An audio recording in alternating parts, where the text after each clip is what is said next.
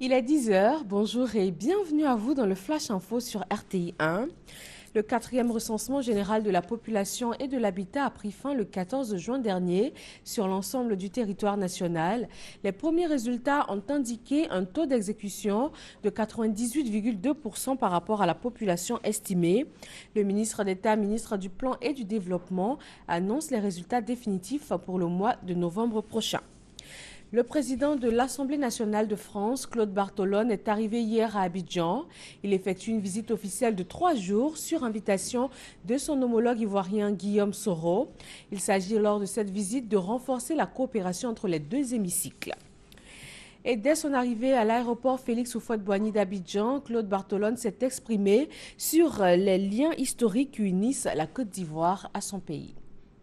C'est un grand moment. C'est un grand moment. Parce que nous savons que nous ne mettons pas les pieds dans n'importe quel pays. Nous mettons les pieds dans un pays avec qui nous avons des liens d'amitié historique.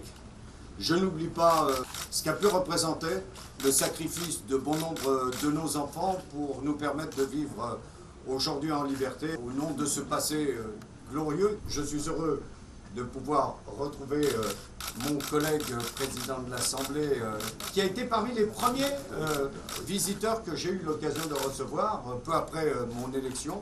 Je suis heureux de rencontrer les parlementaires avec qui nous avons des liens d'amitié très actifs.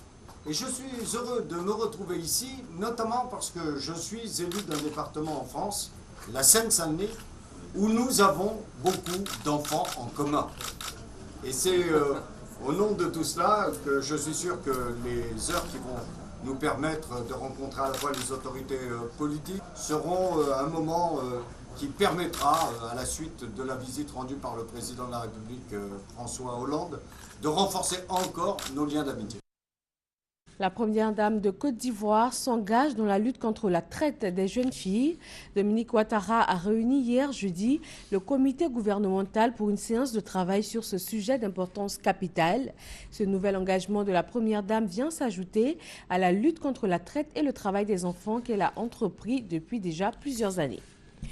Lancement à Abidjan de la campagne de vaccination contre la péripneumonie contagieuse bovine. Le ministère des Ressources animales et halieutiques s'engage pleinement à lutter contre cette maladie animale qui décime le bétail. Il a distribué 1 200 000 doses de vaccins aux vétérinaires privés. Le virus Ebola se propage dans le monde et cela inquiète. Un premier cas vient d'être confirmé au Mali. Une fillette de 2 ans arrivant de la Guinée voisine a été diagnostiquée dans un hôpital de Caille dans l'ouest du pays. Selon le ministre de la Santé, l'enfant et toutes les personnes ayant été en contact avec elle ont été pris en charge dans les normes requises en la matière. Ils ont donc été placés en quarantaine. Et premier cas déclaré également à New York, aux États-Unis.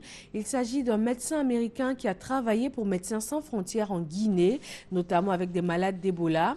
C'est le 4e cas aux États-Unis, dont un mortel à Dallas. L'Union européenne annonce une aide supplémentaire d'1 milliard d'euros pour aider dans la lutte contre Ebola. Nouvelle frappe aérienne de la France contre l'État islamique en Irak. Le président François Hollande précise que l'objectif a été atteint. Et voilà pour ce Flash Info. Merci de l'avoir suivi. Le journal à 13 h sur RTI 1.